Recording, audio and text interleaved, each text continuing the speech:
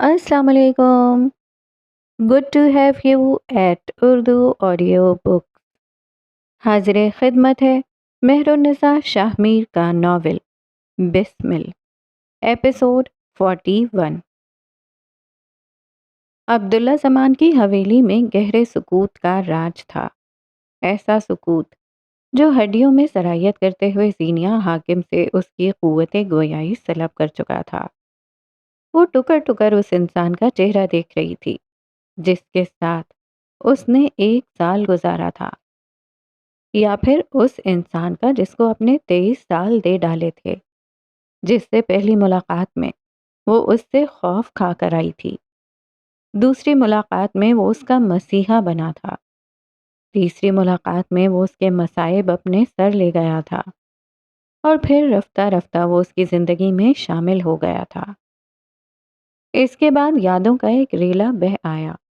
वो उसका हमदर्द भी था, वो उसे तकलीफ भी देता था, फिर माफ़ी भी मांग लेता था। वो उसके साथ कंफर्टेबल भी हो जाती थी और अनकंफर्टेबल भी। वो जैसा भी था, जो भी था, एक ताल्लुक था उसके साथ जो अनमिट था। एक एहसास था शनासाई का जो उसके साथ नथी हो गया था। एक ताल्लुक था जिसका कोई नाम नहीं था, मगर वो उस स्याह आंखों वाले शख्स के साथ उस्तवार हो गया था। मगर आज वो कैस गंभीर, वो महाफिज, वो सयाद बदल गया था। मसीहाई का चोगा उतारे उसने अपना असल दिखा दिया था। आज वो अब्दुल्ला जमान था जिससे वस्ल की उम्मीद ने जीनिया हाकिम के 23 साल लिए थे। कैस पत्थर के उस मुजस्समे को देखते हुए कुर्सियों के दरमियान से निकलकर उसके सामने आया। जीनिया ने उसका आना एक नई नज़र से देखा। क्या वो वाकई अब्दुल्ला जमान की हवेली में उसके रूबरू खड़ी थी, उसकी आंखों में देखती हुई, उसके कद के बराबर, उसकी साहिर आंखों में झांकती हुई। मेरे लिए ये 2 अल्फाज कहना बहुत मुश्किल है। वो उसके ऐन सामने खड़ा था। खिड़कियों से छन कर आती नारंगी रोशनी उसके दाहिने रुख पे पड़ती थी। लेकिन वो रुका, अनाव पे पैर रखा, जिद को उस लड़की के कदमों में ढेर किया। I am sorry जीनिया, I am really sorry. कैस गंभीर उसे वो लफ्ज़ कह रहा था जिसे सुनने की आस जीनिया को कई बरसों से थी, लेकिन उसे ये उम्मीद अब्दुल्ला जमान से थी। वो गलत शख्स पे गलत जगह सही अल्फाज सुन रही थी। मैं एक नॉर्मल इंसान नहीं हूँ। मेरा हर अमल एक्सट्रीम है, लेकिन इसका ये मतलब नहीं है कि तुम मेरे लिए गैर अहम हो या मैं तुम्हें फॉर ग्रांटेड लेता हूँ। उसके लफ्ज़ों में सिद्क था, लेकिन क्यों था? वो जीनिया हाकिम अपनी पर्सनल एडवाइज़र से ऐसी बात क्यों कर रहा था? जीनिया ये नहीं पूछ सकी। वो अब्दुल्ला था। क्या वाकई? क्या ये कोई बुरा ख्वाब नहीं हो सकता था? उसे अब नहीं आना था।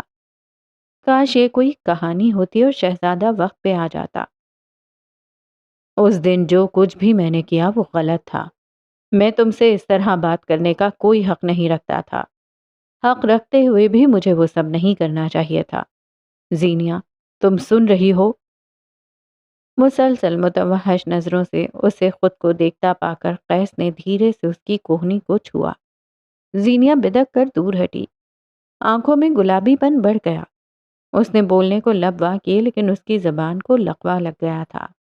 उसका दिल किया था वो उसे थप्पड़ मारे, गिरेबान पकड़े, वो उससे अपनी तजलील का हिसाब मांगे, लेकिन वो कुछ नहीं कर सकी। वो बस साकित थी। मैंने आज तक इस कमरे में, इस घर में किसी को रसाई नहीं दी। मेरी जात के बारे में आज तक कोई नहीं जान पाया। वो आज उसकी किसी बात का बुरा मनाए बगैर बस बोलना चाहता था। वो सब तावीलें जो उसने गढ़ रखी थीं, वो तमाम माजरती अल्फाज जो उसकी पसंदीदा औरत का दिल उसकी तरफ से साफ कर सकें। मेरी शख्सियत के कुछ तारीक पहलू हैं जीनिया, और उनके ज़ेरे असर मैं वो कैस नहीं रहता जिससे तुम कैसम में मिलती हो। میں وہ عبداللہ زمان بن جاتا ہوں جو ایک وقت میں گاڑی میں بند رہا تھا، جس کے سامنے اس کے چچا اور باپ کو قتل کیا گیا۔ میں وہ وقت نہیں بھول سکا۔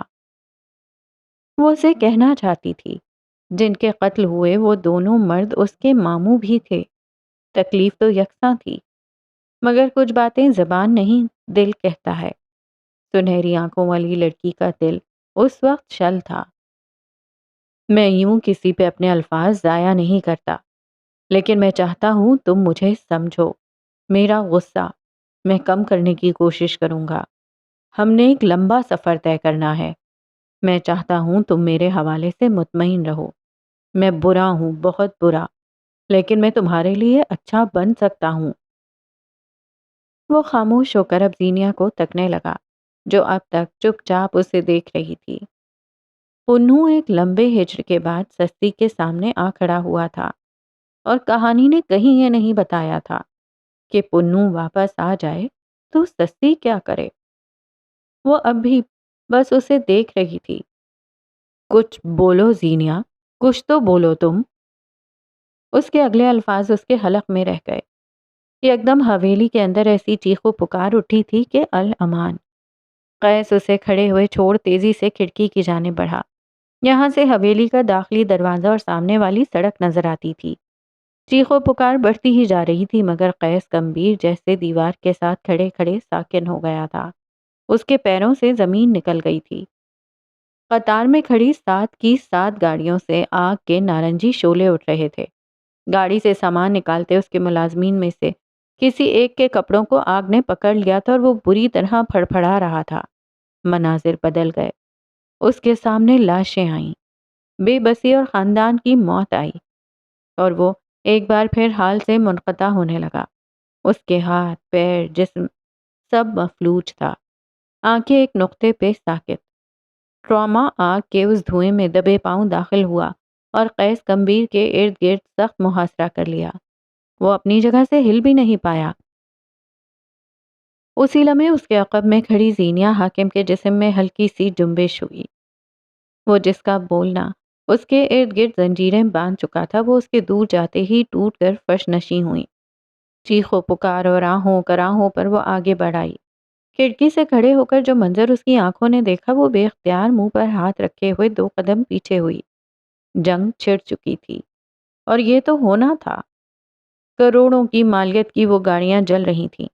اسے ان گاڑیوں کے جلنے سے فرق نہیں پڑتا تھا۔ اسے الہام ہو چکا تھا انہیں جلانے والا اس کا خاندان ہے، اور اس کا یہ الہام یقین میں بدل گیا جب اس نے مرے مرے قدم دوبارہ آگے بڑھائے اور کھڑکی کی جالیوں سے باہر دیکھا۔ اس کے چچاؤں کے داماد نواب خاندان میں ایک واحد اولاد نرینہ حاکم نواب کا بشر تھا۔ باقی تمام بھائیوں نے اپنے دامادوں کو ہی اپنا بیٹا مان لیا تھا۔ بندوقیں اٹھائے فضاؤں میں تڑا تڑ فائر کر رہے تھے۔ فائر کی آواز سن کر حویلی کے احاطے میں بھگدڑ مچ گئی۔ چیخ و پکار، گولیوں کی آوازیں، آگ، شور۔ چند منٹوں کے اندر اندر جنگ کا سا سما بن گیا تھا۔ قیسم کے ملازمین یہاں سے وہاں بھاگ رہے تھے۔ خوف و ہراس کا یہ عالم تھا کہ لوگ رو رہے تھے۔ وہ اسلام آباد، لاہور، کراچی سے آنے والے مختلف لوگ تھے۔ گاؤں کی ایسی دشمنیاں ان کی جان ہوا کیے دیتی تھیں۔ ڈرائیور کا جلتا ہوا بدن زینیا حاکم کے رونگٹے کھڑے کرنے کے لیے کافی تھا۔ ایسی صفاکی، ایسی جاہلیت! کون قیس، کون عبداللہ زمان؟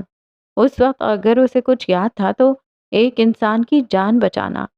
اگر کچھ یاد تھا تو قیسم کے کئی ملازمین کو ان فائر سے بچانا جو اس وقت باہر فضا میں ہو رہے تھے، اور ملازمین داخلی دروازہ کھولنے کی تگ و دو میں تھے۔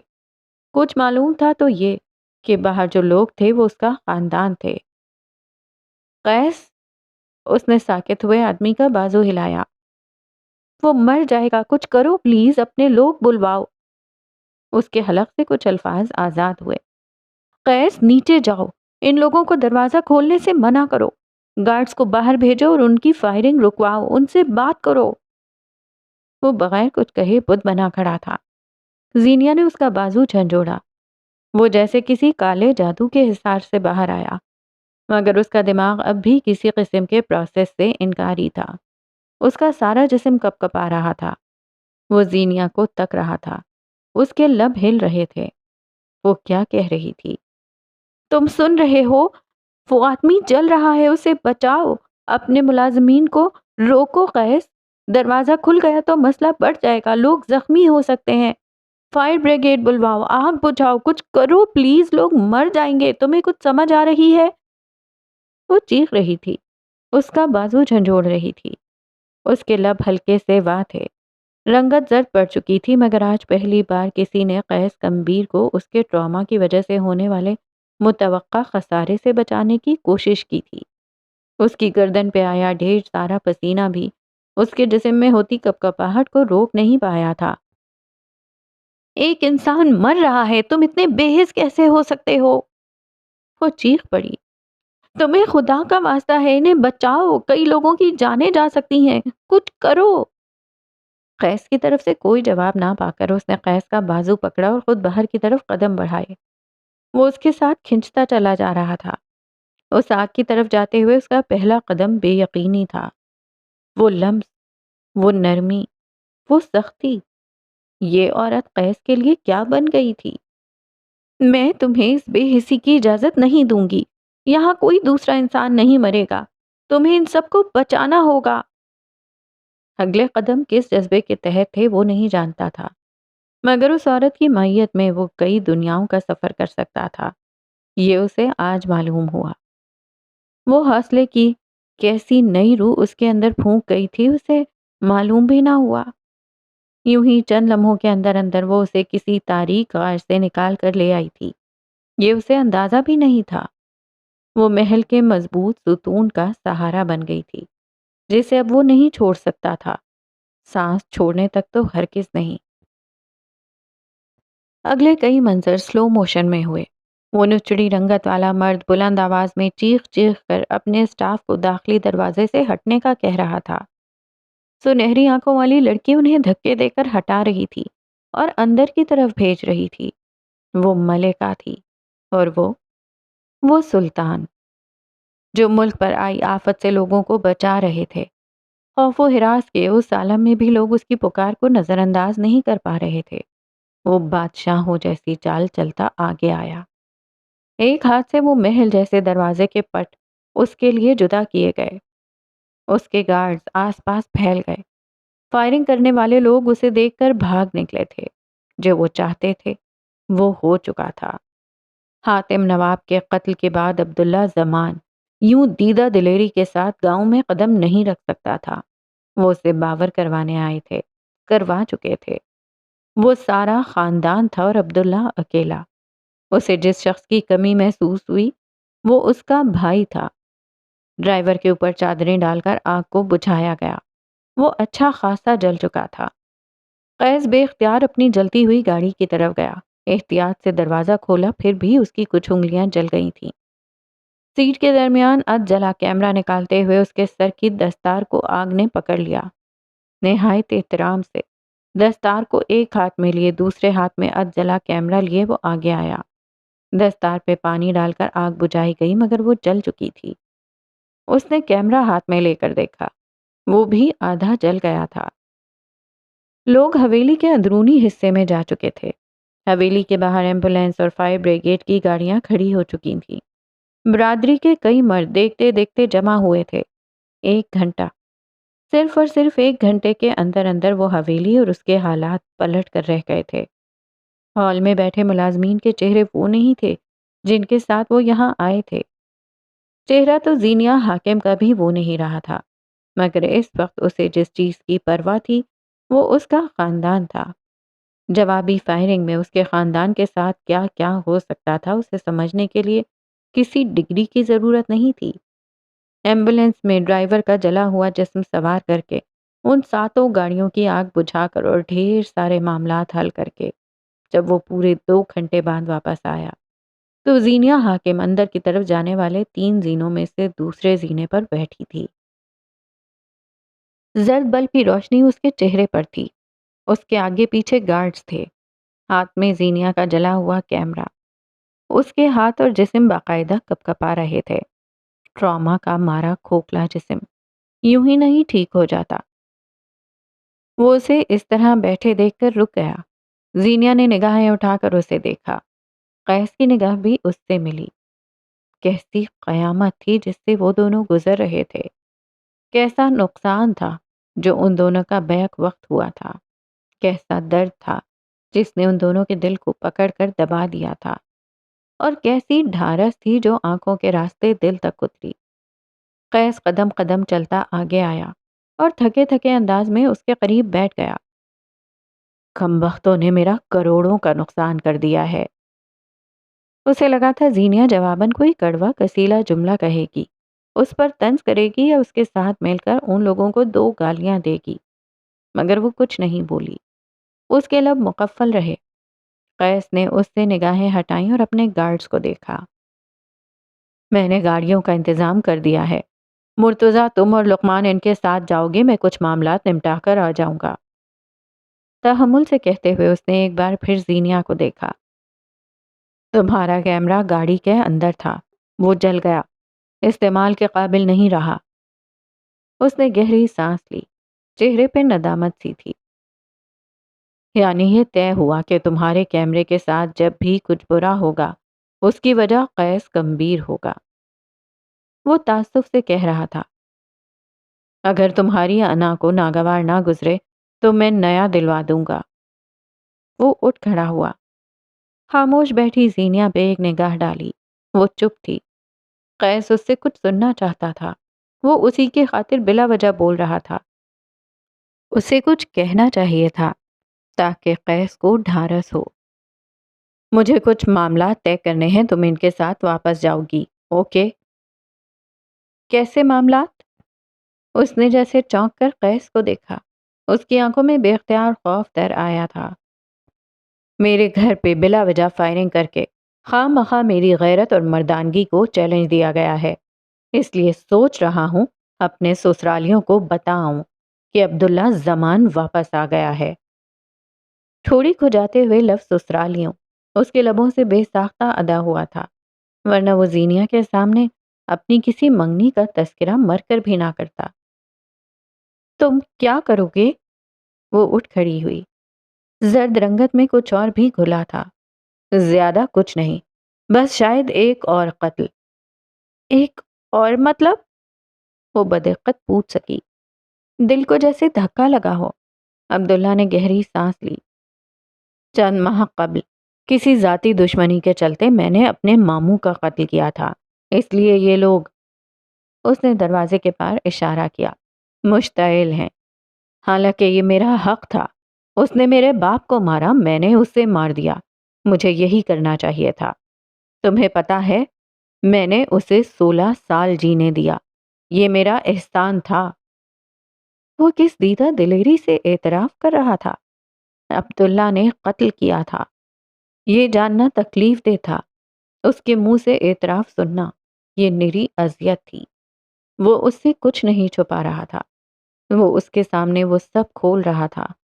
وہ اپنی زندگی کا سیاہ سفید سب سامنے رکھ رہا تھا، جو زینیا کے لیے سننا تکلیف دہ تھا، سہ جانا محال۔ وہ آج بھی عبداللہ کو سیاہی سے دور دیکھنا چاہتی تھی۔ اب ان کا یہ حملہ میری عزت اور غیرت پہ تھا۔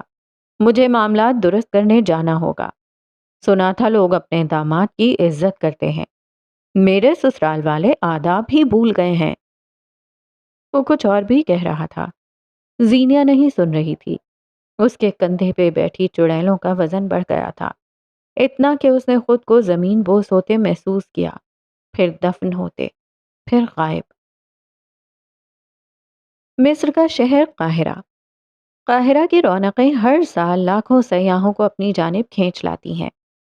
مصر کے متعلق لوگوں نے بس ایک مفروضہ قائم کر رکھا ہے کہ مصر اپنے اہراموں کی وجہ سے مشہور ہے، پھر ثقافت کیوں نہ ناراض ہو، بازاروں کی رونق اور ذائقے دار کھانے کیوں نہ منہ بنائیں۔ شام ڈھلے کا سمے تھا۔ آسمان سے اترتی زوال کی طرف جاتی نارنجی روشنی میں نہاتے، قاہرہ کی ایک مشہور مارکیٹ کی بھیڑ کا حصہ بنتے۔ مہدی کمبیر کے ساتھ چلو تو قاہرہ ایک نئی جھلک دکھلائے گا۔ سیاہ رنگ کی بیگی شرٹ کے ساتھ سیاہ ہی پینٹ اور سفید اسنیکر والا مہدی بازار کی رونقوں سے اکتایا ہوا تھا۔ اس کے ساتھ چلتا اس کا مصری دوست اس کی یہ اکتاہٹ محسوس کر سکتا تھا۔ بازار کے ایک حصے میں کھانے پینے کے لیے کیفے اور ریسٹورانٹ بھی تھے۔ وہ انہی میں سے ایک کیفے کے باہر رکھی کرسیوں پر آ کر بیٹھے۔ شور و غل یہاں بھی تھا۔ ملکی اور غیر ملکی سیاح تصاویر اور ویڈیوز بناتے نظر آ رہے تھے۔ مصر کی یہ مارکیٹس کسی فلمی سیٹ سے کم نہیں۔ اور بتاؤ کیسا لگا تمہیں میرا شہر؟ زرد رنگ کی بتیوں اور قدیم مصری انٹیریئر والا کیفے اور اس کی آرائش، یوں معلوم ہوتا تھا جیسے وہ دونوں مرد کسی ہالی ووڈ فلم کا حصہ ہیں۔ ٹھیک ہے، اچھا ہے، مہدی دھیرے سے بولا۔ اس کی آنکھیں موبائل پہ جمی تھیں۔ حسب توقع وہ زینیہ حاکم کی واٹس ایپ، فیس بک، انسٹاگرام، ای میل اور ٹویٹر سے بلاک ہو چکا تھا، اور وہ اب تک اس انتظار میں ہوگی کہ مہدی اسے منائے۔ وہ تو ٹھیک ہے، مگر منائے کہاں سے؟ کبوتر کے پیر میں خط بھیج کر؟ میرا شہر دنیا کا پہلا شہر ہوگا جس کی تعریف میں تم نے ٹھیک ہے کہا ہے، ورنہ مہدی کمبیر صاحب، تم تو شہر کے جغرافیہ سے لے کر حدود اربع، بستی، شہر، کھانے اور لوگ، ہر کسی کی تعریف اور تنقید میں کچھ نہ کچھ ضرور کہتے ہو۔ وہ رنگین نقش و نگار والے کپ میں چمچ لاتے ہوئے بولا۔ شور بہت زیادہ تھا اس لیے اسے تیز بولنا پڑا۔ مہدی تکان زدہ سا مسکرایا۔ ایسا کچھ نہیں ہے، میں بس تھک گیا ہوں۔ جلیل نے آنکھیں سکوڑ کر اسے دیکھا، پھر اس کی موبائل پر حرکت کرتی انگلیوں کو۔ وہ سفر کرتے ہوئے موبائل آن نہیں کیا کرتا تھا، اب کچھ مختلف تھا۔ تمہیں ٹریول تھکا رہا ہے؟ مصر کے سارے احرام جیسے جلیل کے سر پہ آ کر گرے تھے۔ بازار میں کئی مصریوں نے گردن پھیر کر اسے غضب سے دیکھا تھا۔ ایسا ہی کچھ ہے، مجھے سمجھ آ نہیں رہی کیا ہو رہا ہے۔ یہاں کچھ مسنگ ہے، مجھے بس گھر جانا ہے۔ اس نے بیزاری سے موبائل میز پہ ڈال دیا۔ تمہارا ایک گھر کب سے ہو گیا؟ ساری دنیا تمہارا گھر ہی تو ہے۔ یہ صحرا، پہاڑ، دریا، عمارتیں، اس کے علاوہ کون سا گھر ہے تمہارا؟ وہ کافی پھینٹنا چھوڑ چکا تھا۔ مہدی خاموش رہا اور لب کاٹتا رہا۔ اس کے اندر بے چینی اور بے بسی کا ایک سمندر غوطے کھا رہا تھا۔ اس نے آس پاس نگاہ دوڑائی اور اس کی نگاہ ایک جولری سٹال پہ تھم گئی۔ وہاں کئی قسم کی مالائیں، انگوٹھیاں اور ہار تھے۔ عورتیں اور مرد کچھ پہن کر دیکھتے، پھر شیشے میں اپنا عکس دیکھ کر مسکراتے۔ دنیا تو دنیا ہے، گھر ایک ہوتا ہے جہاں تھک ہار کر خوشی اور غم میں جایا جائے۔ گھر یہ نہیں ہے، گھر الگ ہوتا ہے۔ وہ اپنی کیفیت کو لفظوں میں بیان نہیں کر پا رہا تھا۔ ذہن اور آنکھوں کے پردے پر سنہری آنکھوں کا راج تھا۔ جلیل چند پل خاموشی سے اسے دیکھتا رہا۔ تمہیں محبت تو نہیں ہو گئی؟ ناخن چباتے ہوئے وہ یک لخت ساکت ہو گیا۔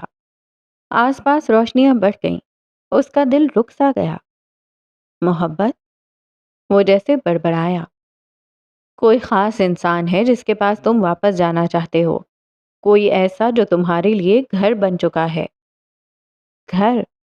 اس نے بے دھیانی سے دہرایا۔ محبت کیسی ہوتی ہے؟ اس نے تھوڑی دیر بعد گردن اٹھا کر جلیل کو دیکھتے ہوئے پوچھا۔ اس کے چہرے پہ الجھن تھی۔ جلیل مسکرایا۔ محبت انسان کا رویہ بدل دیتی ہے۔ بدصورت خوبصورت لگنے لگتا ہے، بد زبان تہذیب یافتہ لگنے لگتا ہے۔ رنگ، نسل، قد، عمر، اپنے محبوب کے متعلق ہر خوبی اور خامی کو انسان نئے زاویے سے دیکھنے لگتا ہے۔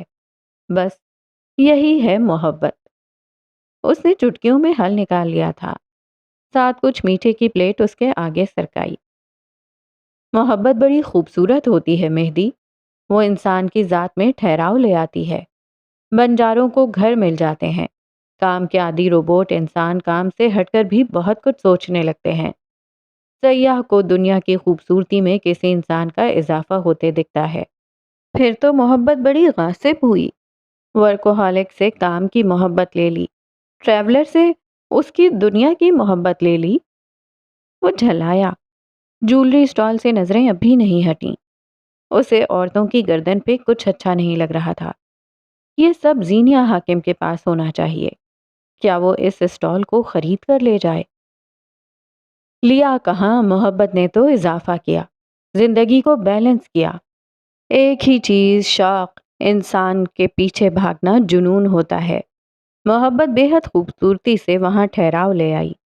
کوئی ایک ایسا انسان لے آئی جس کی خاطر آپ خود کا بھی خیال رکھیں، جس کی خوشی اور غم آپ کے لیے اور آپ کی خوشی اور غم اس کے لیے اہم ہو۔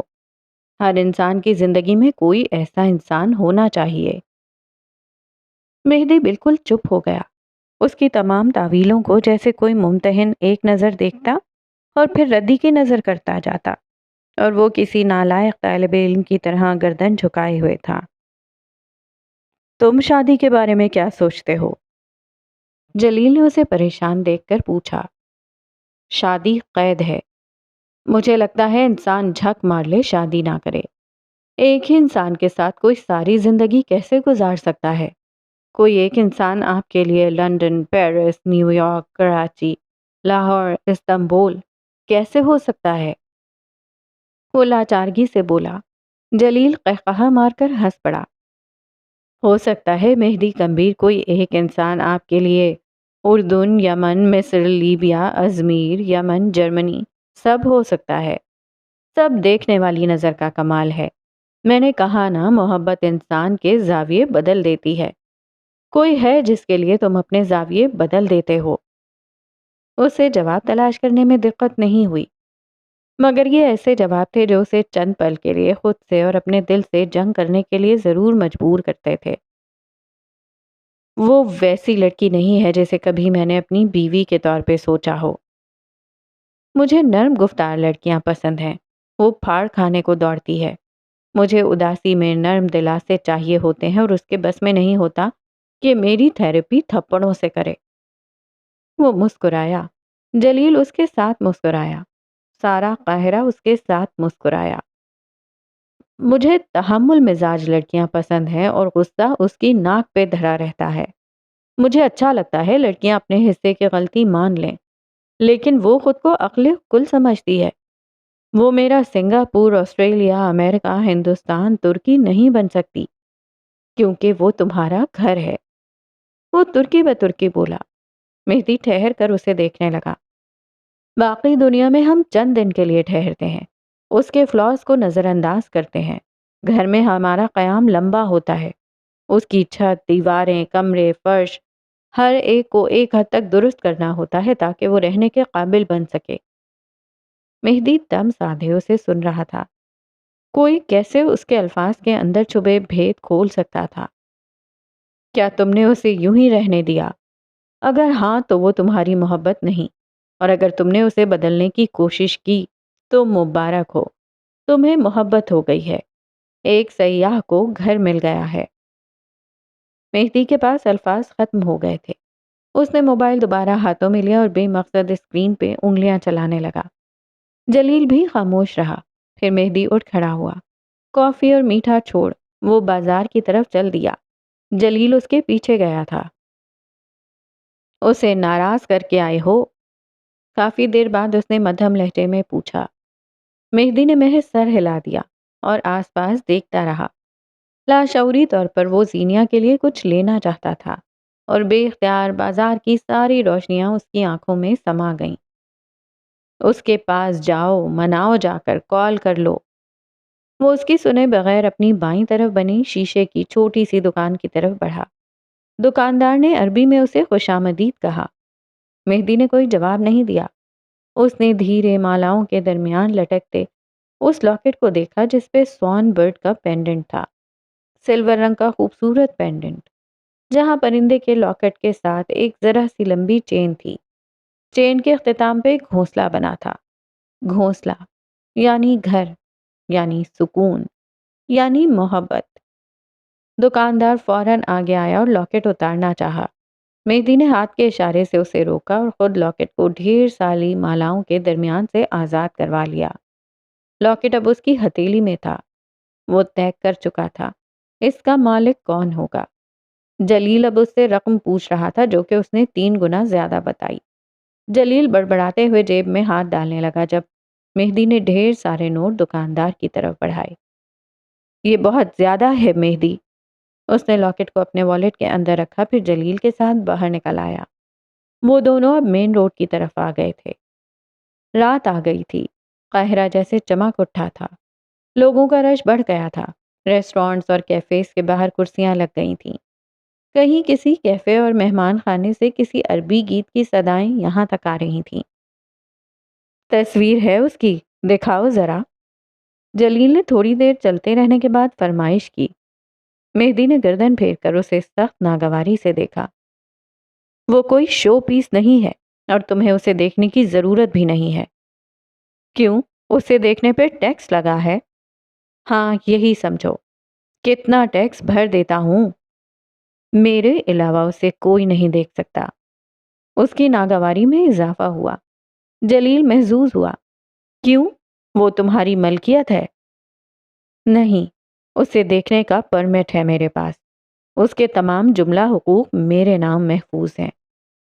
اس نے گہری سانس لی، تاروں سے بھرے ہوئے آسمان کو نگاہیں اٹھا کر دیکھا۔ بیوی ہے وہ میری۔ آخری بات کہتے ہوئے اس کے لہجے میں کوئی سرشاری تھی۔ جلیل حیران ہوا۔ مہدی کمبیر نے شادی کب کر لی؟ مہدی اب آگے جا رہا تھا۔ اول تو منہ کھولے کھڑا رہا، پھر وہ متعجب سا، حیرت زدہ سا اس کے پیچھے گیا۔ اب تو وہ ایک ایک تفصیل لے کر ہی ہٹے گا۔ عبداللہ، مت جاؤ پلیز۔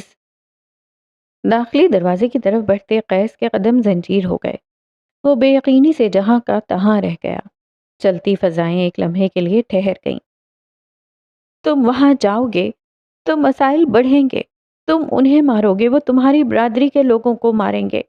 کیا اتنا نقصان کافی نہیں ہے جتنا تم پہلے اٹھا چکے ہو؟ اس کا لہجہ گلوگیر ہوا۔ اس کے چہرے پر تفکر کے سائے تھے۔ وہ عبداللہ کی پشت کی طرف کھڑی تھی۔ وہ مڑا۔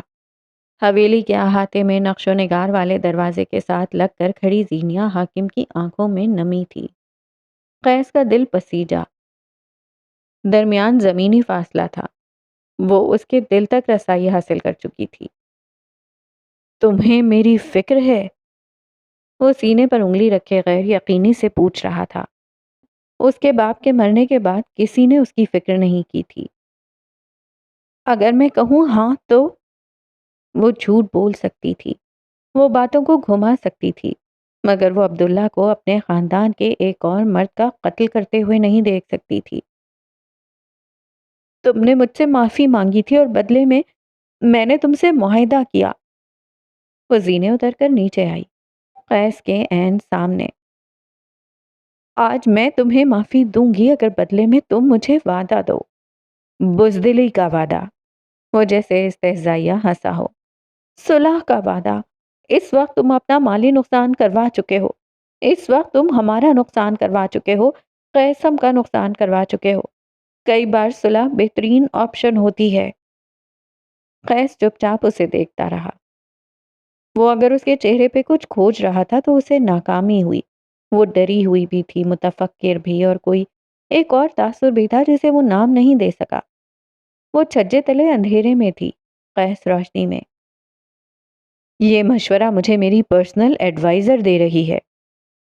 یہ مشورہ تمہیں وہ عورت دے رہی ہے جسے آج تم نے اپنی زندگی کے تاریک پہلوؤں سے متعارف کروایا ہے۔ اور وہ ایسا کیوں کر رہی ہے؟ روشنی میں کھڑے مرد نے سوال کیا۔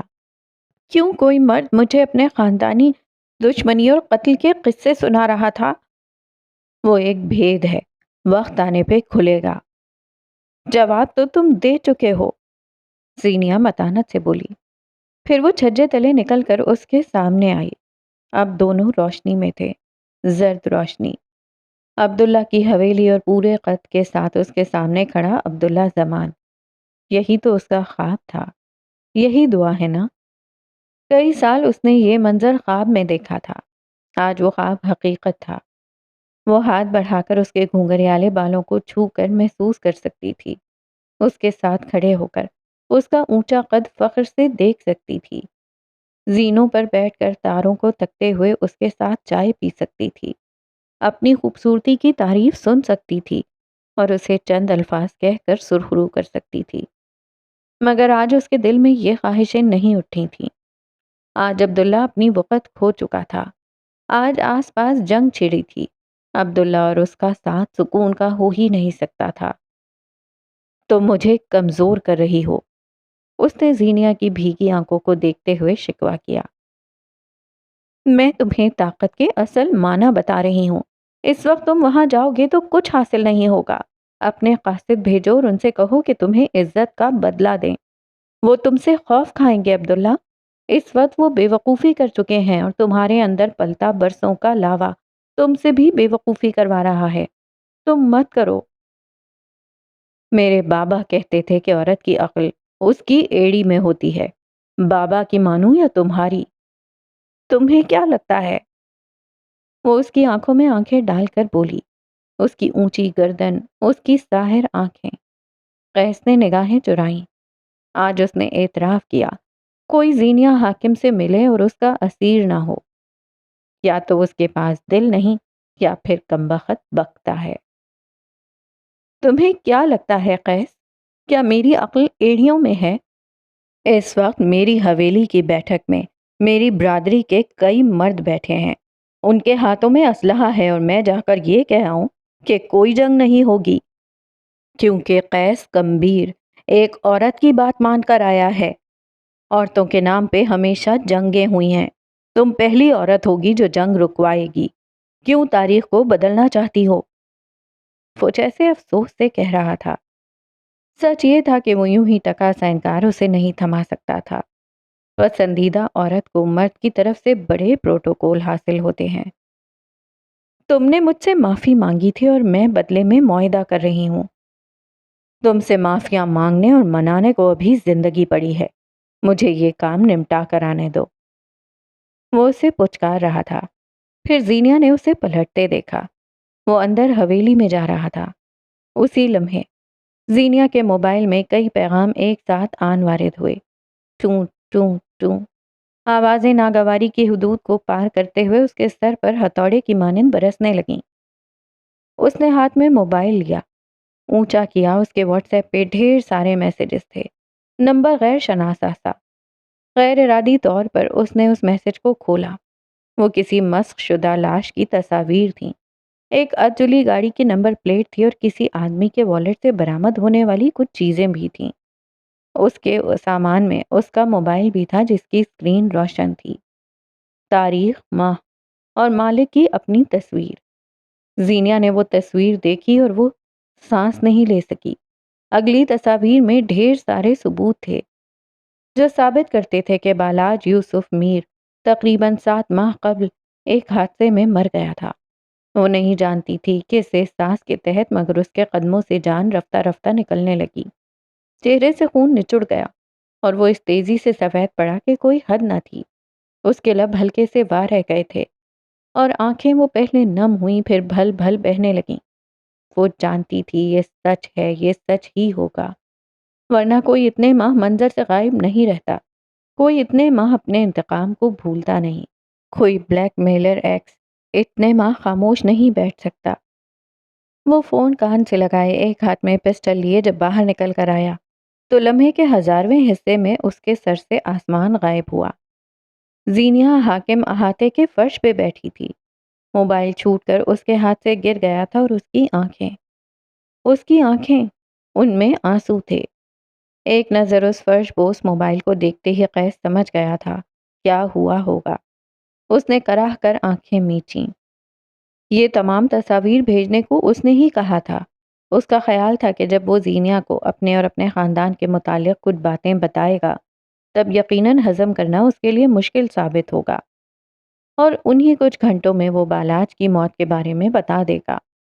اپنے شوہر کی موت کا سن کر اس پہ جو کیفیت طاری ہوگی وہ یقیناً قابل ترس ہوگی، اور اس کی اسی کمزور لمحے میں وہ اسے سہارا دے سکتا تھا۔ عورت بھول جاتی ہے مرد نے اسے کون سی خوشی کب دی، مگر عورت یہ یاد رکھتی ہے کہ کس غم میں مرد نے اسے کیا تسلی دی، کیسے اس کے آنسو پوچھے اور کیسے اسے سینے سے لگایا۔ وہ زینیا حاکم کی زندگی کا وہ مرد بننا چاہتا تھا جو کمزور لمحوں کا مضبوط سہارا ہو، جیسے وہ اپنے سارے خاندان کا سہارا تھا۔ زینیا، کیا ہوا؟ تم ٹھیک ہو؟ وہ پنجوں کے بل اس کے پاس بیٹھا۔ چہرے کی فکر مندی اصل تھی۔ پلیز اٹھو یہاں سے، سب دیکھ رہے ہیں۔ बालाज मर कैसे सकता है? ओह खुदाया! अल्लाह वो मर कैसे सकता है? वो चेहरा हाथों में छुपाए बुरी तरह रोने लगी थी।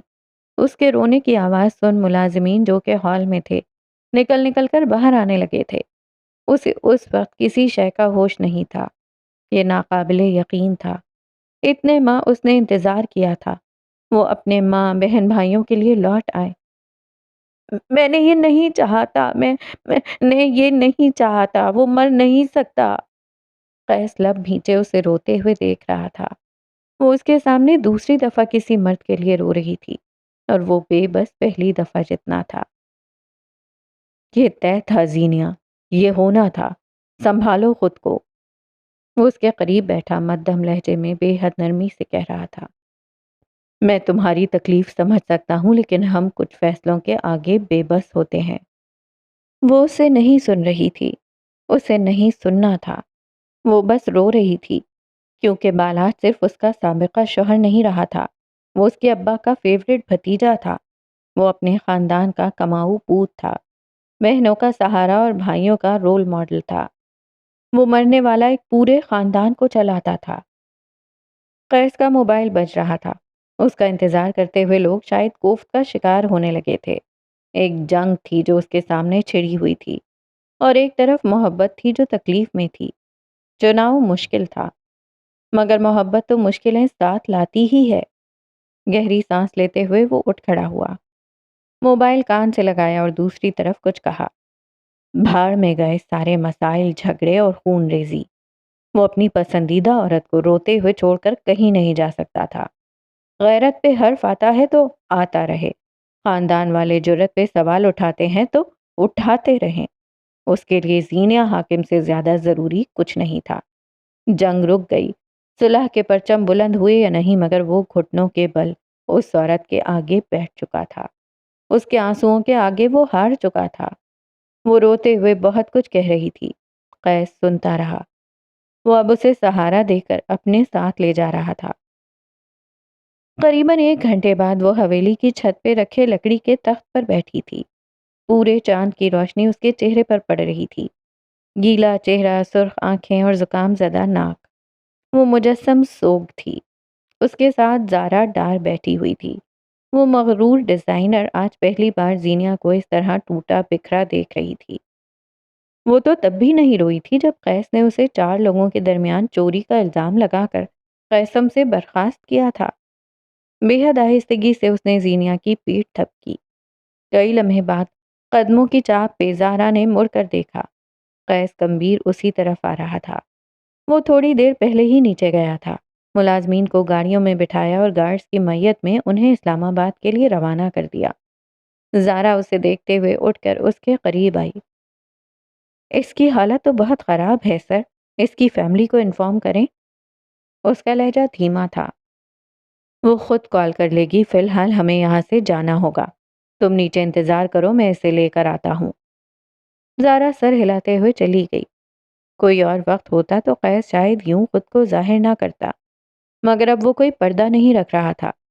जीनिया और उसके मुताल्लिक अगर लोग मफरूज़े कायम कर रहे थे तो वो बहुत जल्द उन्हें हकीकत का रूप देने वाला था। वो छोटे छोटे कदम लेते हुए आया और उससे ज़रा फासले पर आकर बैठा। आखिरी बार वो इस जगह पर अपने बाप के साथ बैठा था जब जमान उसके कंधे पे सर रखे हुए कई बातें कह गए थे। उस रात के बाद से सब बदल गया था। सब नए सिरे से याद आने लगा। उसने सर झटका। मैं 18 साल का था जब मेरे बाबा की डेथ हो गई थी। मुझे लगता था ये सिर्फ गम है लेकिन कुछ अरसे बाद मुझे अंदाज़ा हो गया कि ये सिर्फ गम नहीं था। मैं जिम्मेदारियों से भी भाग रहा था। वो उसके नीम रुख को देखते हल्की आवाज़ में कहने लगा। मैं आर्टिस्ट ज़रूर था लेकिन मेरा आर्ट करने का तरीक़ा मुख्तलिफ था। इंस्पिरेशन मुझे हमेशा किसी सफ़र से मिलती थी।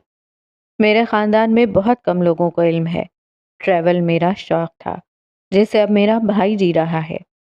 मैं घर की जिम्मेदारियों में पड़कर ट्रैवल से दूर नहीं होना चाहता था लेकिन ज़िंदगी हमारी नहीं सुनती। मुझे अंदाज़ा हो गया था। खामोशी में जीनिया की सिसकियाँ थीं जो इर्तियाश पैदा करती थीं।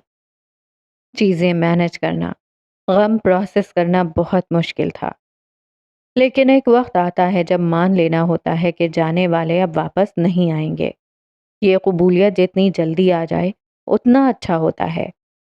میں نے قبول کر لیا۔ پھر میرے خواب کوئی اور جینے لگا۔ میرے شوق بدل گئے، ذمہ داریاں بڑھ گئیں، زندگی پلٹ کر رہ گئی۔ جو ملا میں نے اس پہ قناعت کرنا سیکھ لیا۔ لیکن جانے والے واپس نہیں آئے۔ جانے والے نہیں آتے زینیا۔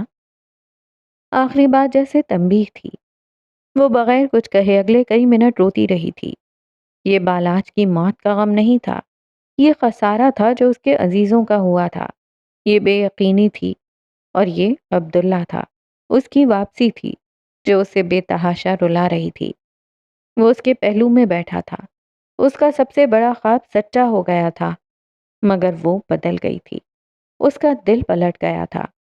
وہ اس سے محو کلام تھا، پھر وہ شکر گزار کیوں نہیں تھی؟ قیس نے کچھ کہے بغیر جیب سے چند ٹشو نکال کر اس کی طرف بڑھائے۔ وہ تھام چکی تھی۔ چہرہ اور آنکھیں خشک کر کے اس نے ٹشو واپس تخت پر رکھے۔ قیس نے پانی کی بوتل اس کی طرف بڑھائی۔ اس نے بلا تردد تھام لی اور لبوں سے لگائی۔ اسے ضرورت تھی۔ باہر لوگ ہیں اب تک؟ متورم آنکھیں اٹھا کر اس نے قیس سے سوال کیا۔ اس نے سر ہلا دیا۔ چہرہ صاف کرنا ہے۔ وہ شاید بھانپ گیا تھا۔ پانی کی دوسری بوتل اٹھا کر اس کا ڈھکن کھول کر اس نے بوتل زینیا کی طرف بڑھائی۔ وہ اب بوتل سے ہتیلی میں پانی بھر کر چہرے پر چھینٹے مار رہی تھی۔ آنسوؤں کے نشان غائب ہو گئے۔ سفید چاندنی میں اس کا دمکتا چہرہ سوگوار لگتا تھا۔ آنکھیں سرخ تھیں۔ مجھے واپس اسلام آباد جانا ہے۔ وہ تختے سے اٹھ کھڑی ہوئی۔ آواز بھاری تھی۔ قیس کو دیکھنے سے وہ کترا رہی تھی۔ کیا ہم ابھی نکل سکتے ہیں؟ تمہیں تمہارے شہر چھوڑ دوں؟ یہاں سے زیادہ فاصلہ نہیں ہوگا۔ وہ اس کے ساتھ کھڑا ہوا نرمی سے پوچھ رہا تھا۔ زینیا نے آنکھیں بند کر کے کھولیں۔ کیا کیا تھا جو درمیان میں حائل تھا؟ کیا کیا تھا جو محض جھوٹ تھا؟ وہ کیا بتاتی؟ کہاں سے بتاتی؟ ان دونوں کے درمیان جھوٹ کی دیواریں بہت اونچی تھیں۔ سر جھٹک کر اس نے ہلکی آواز میں بس اتنا کہا، مجھے اسلام آباد جانا ہے۔ چھوڑ سکتے ہو تو چھوڑ دو، ورنہ تم سے لگی امیدیں ہمیشہ ٹوٹی ہیں۔ کہہ کر وہ آگے بڑھ گئی۔ قیس چند لمحے اسے جاتے ہوئے دیکھتا رہا۔ حالانکہ میں نے اپنی طرف سے انہیں جوڑے رکھنے کی صحیح کی ہے، وہ بے آواز بڑبڑایا۔ مصر کا شہر دہب۔ دہب سمندر کے سہانے مناظر کے لیے بے حد مشہور ہے۔ اس کے علاوہ کئی میوزیم، پارکس اور سیاحتی مقام ایسے ہیں جو سیاحوں کی توجہ کا مرکز ہیں۔ یہ دہب کے ایک انتہائی خوبصورت اور مہنگے ہوٹل کے بینکویٹ کا منظر ہے، جہاں کئی ملکی اور غیر ملکی شخصیات اسٹیج پر کھڑے اس شخص کے الفاظ کے منتظر تھے۔ ہوٹل کا انٹیریئر سفید اور سبز رنگ کے نقش و نگار کا مکسچر تھا۔ ہال میں اب اندھیرا ہو گیا تھا۔ واحد روشنی وہ تھی جو اسٹیج پر کھڑے شخص پہ پڑتی تھی۔ سفید گول گلے والی شرٹ کے اوپر ہلکے بھورے رنگ کا بلیزر پہنے، سفید ہی رنگ کی کارگو پینٹ میں ملبوس وہ سنجیدہ چہرے والا پبلک اسپیکر لوگوں کے چہرے پہ نظریں جمائے ہوئے تھا۔ ہاتھ میں مائک لیے لوگوں کو دیکھتے ہوئے وہ مسکرایا۔ لوگ اس کے ساتھ مسکرائے۔ وہ ہنس پڑا تو لوگ اس کے ساتھ ہنسے، بلا وجہ، بے اختیار۔ آپ سب اتنے سیریس بیٹھے تھے، مجھے لگا جیسے میں کوئی دہشت گرد ہوں۔ وہ مائک چہرے کے قریب لاتے ہوئے بولا۔ لوگ ہنس پڑے۔ ایزی رہے بھائی، ورنہ مجھے لگے گا میں کوئی توپ چیز ہوں اور میں آسمان پہ چڑھ کر بیٹھ جاؤں گا۔ وہ انگریزی میں کہہ رہا تھا۔ اس کے عقب میں لگی اسکرین پہ عربی ترجمہ تھا۔ وہ اسٹیج پہ چلتے ہوئے آگے آیا، پھر کنارے پہ ایک ٹانگ لٹکائے دوسری موڑ کر بیٹھ گیا، ریلیکس اور کمفرٹیبل سا۔ ویسے تو میں اپنے بھائی کا کوئی خاص فیورٹ نہیں ہوں، میری شکل دیکھتے ہی اس کی شکل پہ 12 بج جاتے ہیں، لیکن وہ میرے ساتھ فلمیں دیکھنا بہت پسند کرتا ہے، حالانکہ وہ خود ایک ویب سیریز ہے، وہ بھی ناکام۔ لوگوں کے چہروں پر مسکراہٹ بکھر گئی۔ مہدی کہہ رہا تھا، اسے میری تجویز کردہ فلمیں بہت پسند ہیں۔ کچھ وقت پہلے ہم نے ایک فلم دیکھی تھی، اس میں ایک آدمی ہوتا ہے جسے ہر وقت اپنے کندھوں پہ بوجھ سا محسوس ہوتا رہتا ہے۔ اس کے کندھوں میں بے تحاشا درد رہنے لگتا ہے۔ آدمی بے حد پریشان ہو جاتا ہے۔ وہ دوائیاں کھاتا ہے، درجنوں ڈاکٹرز کو دکھاتا ہے، لیکن بے سود۔ اس کے کندھوں کا درد بڑھتا ہی چلا جاتا ہے۔ بے چینی اور اضطراب اس کی زندگی میں بہت ساری پریشانیاں لے آتا ہے۔ لوگ منہمک سے سن رہے تھے۔ شیشے کے گلاس ٹکرانے کی آواز ماحول میں واحد ارتعاش تھا۔ آدمی اس درد سے بہت بیزار ہو جاتا ہے کیونکہ وہ صرف اسے نظر آ رہا ہوتا ہے، اسے محسوس ہوتا ہے، کسی اور کو نہیں۔ ایسا درد انسان کے اندر بے بسی اور بے چینی بھر دیتا ہے۔ وہ آدمی بھی انہی کیفیات کا شکار رہا۔ ایک دن وہ اپنے گھر میں کچھ کام کر رہا تھا۔ یکدم اس کی نگاہ آئینے پر پڑی اور جو اس نے دیکھا وہ اس کی سانسیں روک گیا۔ وہ ایک لمحے کو رکا۔ اس کے کندھوں پہ ایک چڑیل بیٹھی تھی۔ ہال میں بیٹھے تمام افراد نے بے اختیار جھرجھری لی تھی۔ مہدی مسکرایا۔ آپ سوچتے ہوں گے چڑیل، واٹ نان سینس، یہ مہدی کمبیر کس لائن میں چلا گیا ہے؟ لیکن میں آپ کو ایک سچ بتاؤں، ہر انسان کے کندھے پہ چڑیل بیٹھی ہے۔ ہر اس انسان کے کندھے پہ جس نے بچپن یا جوانی میں کچھ برا تجربہ دیکھا ہو، اور سب سے گھٹیا تجربہ ہے چائلڈ ابیوز۔ مہدی کبیر نے محسوس کیا کہ ہال میں کئی لوگوں کی رنگت بیک وقت پھیکی پڑی تھی۔ جن بچوں نے بچپن میں بیڈ ٹچ یا زیادتی برداشت کی ہو وہ اس ٹراما کو کبھی بھول نہیں پاتے۔ ان کے کندھوں پہ بیٹھی چڑیل ساری زندگی اپنے پنجے گڑائے وہیں بیٹھی رہتی ہے، ڈراؤنی، خوفزدہ کر دینے والی اور شرم دلانے والی۔ اس کی آنکھوں میں کچھ تھا، کوئی ہرٹ ہونے جیسا۔ ایک بے بسی ہوتی ہے، ایک غصہ، ایک شرم۔ کوئی کیسے ہمیں، ہمارے جسم کو چھو سکتا ہے؟ کوئی اپنی گندی اور غلیظ نگاہیں کیسے ہم پہ ٹکا کر سکتا ہے؟ اور ہم نے کچھ کیا کیوں نہیں؟ یہ سوچ اس بچے کو بڑے ہو جانے کے بعد بھی آتی رہتی ہے۔ کچھ بچے اس وقت سے آگے بڑھاتے ہیں، بھیڑ کا حصہ بن جاتے ہیں، مگر کچھ بچے کبھی آگے نہیں بڑھ پاتے۔ وہ اپنی زندگی کے اسی تاریک حصے میں رہ رہے ہوتے ہیں جہاں کسی کو ان کے جسم پہ دسترس حاصل تھی۔ کیوں تھی؟ یہ سوال انسان بھول نہیں پاتا۔ ہال میں پن ڈراپ سائلنس تھا۔ کئی لوگ بے چین ہوئے تھے، کئیوں نے ٹانگیں اضطرابی کیفیت میں جھلائیں، کئی ایک کے ہاتھ ان کی گردن اور سینے تک گئے۔ وہ چڑیل اور اس کا غلیظ لمس انسان کبھی بھول نہیں پاتا۔ مہدی اب اسٹیج پر کھڑا ہوا تھا۔ وہ بھانپ چکا تھا کون کون نظریں چرا رہا ہے۔ اس نے چرانے دی۔ اس وقت دنیا میں جو جو لوگ مجھے سن اور دیکھ رہے ہیں، جس جس نے کئی سالوں سے کسی ایسی چڑیل کو اپنے کندھوں پہ بیٹھا رکھا ہے جو انہیں ڈراتی رہی ہے، اسے آج کھینچ کر اتار کر پھینک دیں۔ آپ پاک ہیں، آپ کورے اور صاف ہیں۔ اس غلیظ چڑیل کی آپ کے کندھوں پہ کوئی جگہ نہیں ہے۔